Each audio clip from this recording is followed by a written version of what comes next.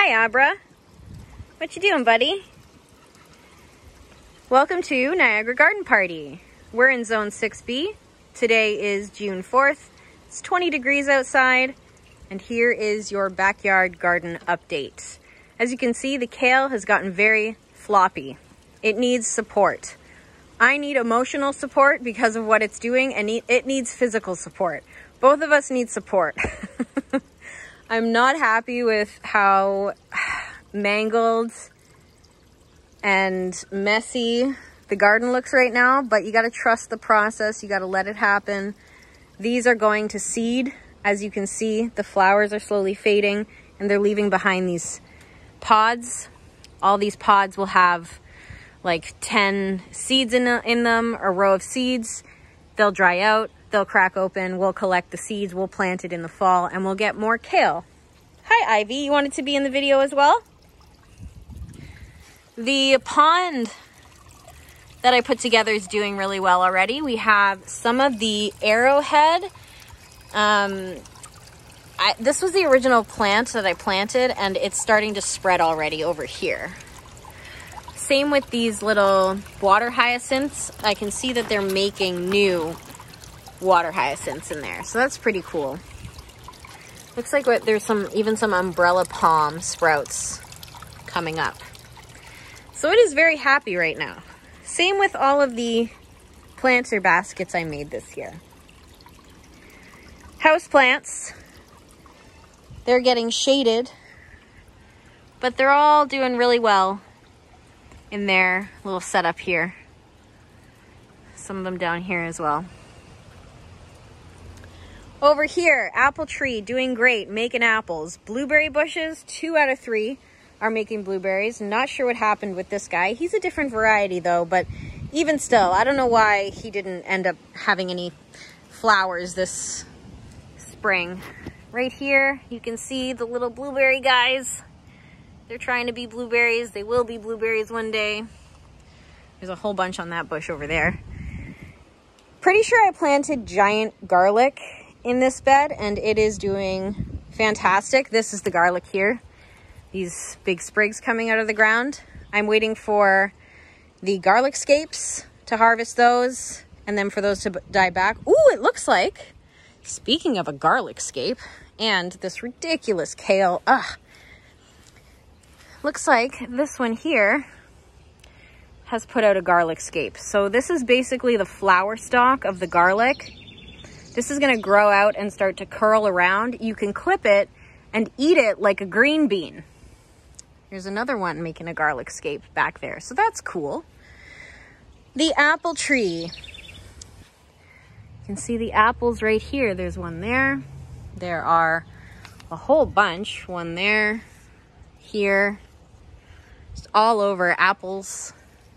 Excited to see what that does this year, if we actually get any apples or not.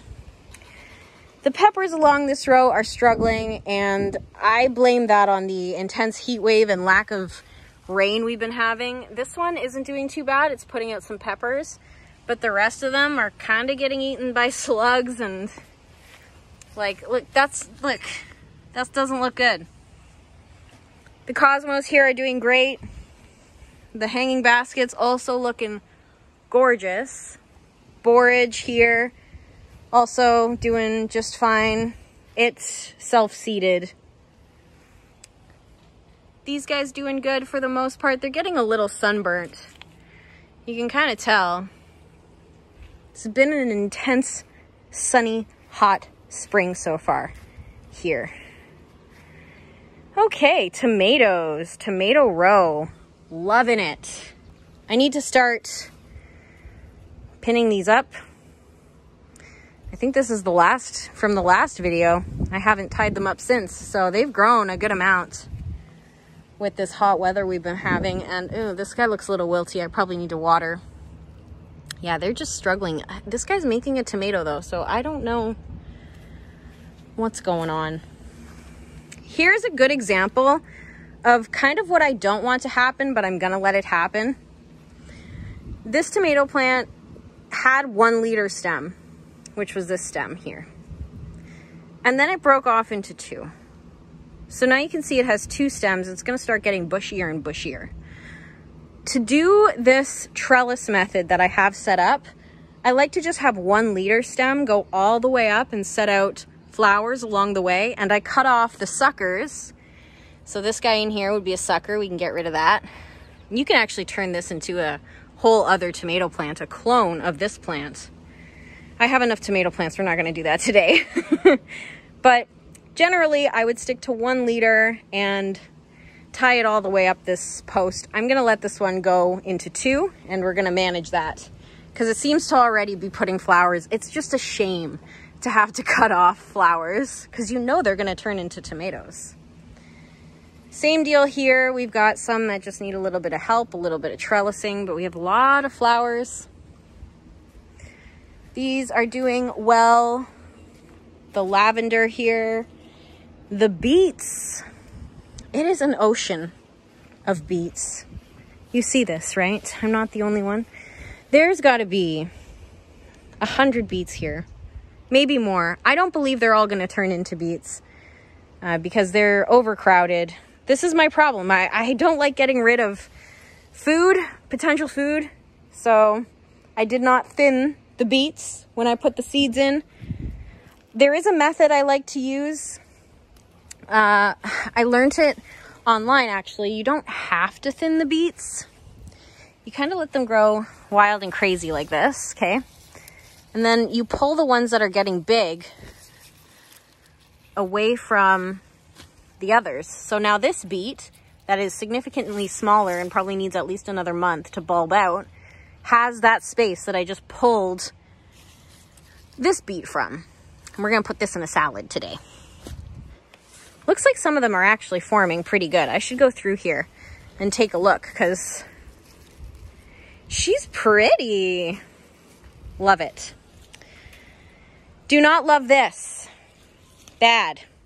I will beat you. Psh, psh, psh. Yeah, it looks like it's just a giant mess. But it makes sense, right? It's going to seed, and the seeds want to get into the ground, so they're leaning. But we're not going to let them go into the ground. We're going to collect them into a little Ziploc baggie and use them in the fall. Look at this. This isn't looking too good. It's just too hot, guys. There's no water. There's no rain. There's nothing. It's dry season already. Not even summer. Cauliflower, or sorry, the broccoli, same family, brassica. They're getting eaten by something. You can see in the leaves, something is munching. And they're kind of wilty because they're hot, too hot. The spices always do really great in this bed. This is oregano. There's thyme over there. There are some onions in here.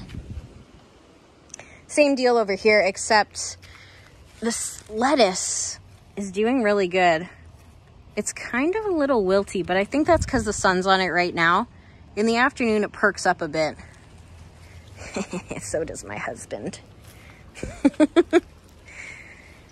You recognize this guy, right? This is the fig tree that was in the greenhouse, had to come out of the greenhouse because the days in the greenhouse now are above 35 degrees Celsius. It's just too stinking hot in there for anything to survive. These little fabric pots are doing pretty good. Some spinach that I planted from seed coming up, doing all right. Bell peppers, eggplant. This eggplant was really struggling, but he made a huge recovery, big bounce back. I'm excited to see what that becomes this summer.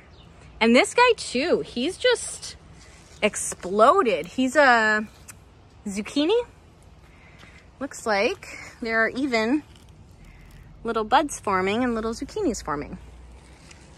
The chives here, somebody suggested I cut the blooms, the purple blooms off and make chive vinegar. We're not huge chive vinegar eaters around here, consumers. I've tried it in the past and we just, it was okay. It's just not something we use very often. So I'm letting this go to seed so I can collect the seeds and use them on another garden bed that I'd like to have chives in because, oh my gosh, they're so pretty, aren't they?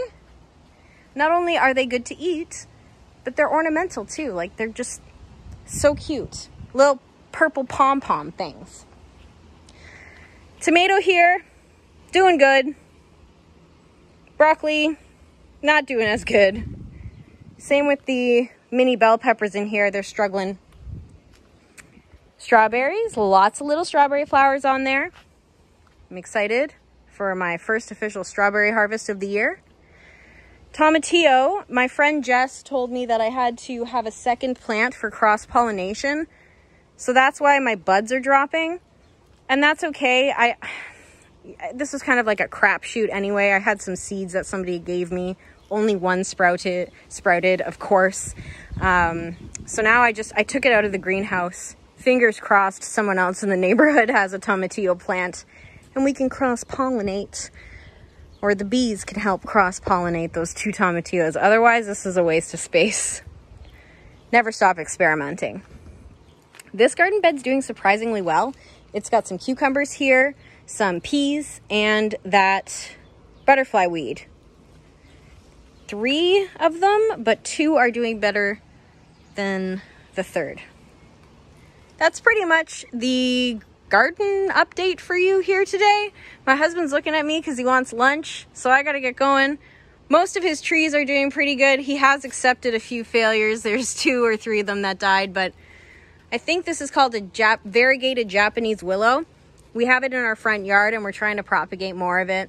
That's his project. And then these ones are I think they're either hibiscus or Rosa Sharon. I'm not actually too sure.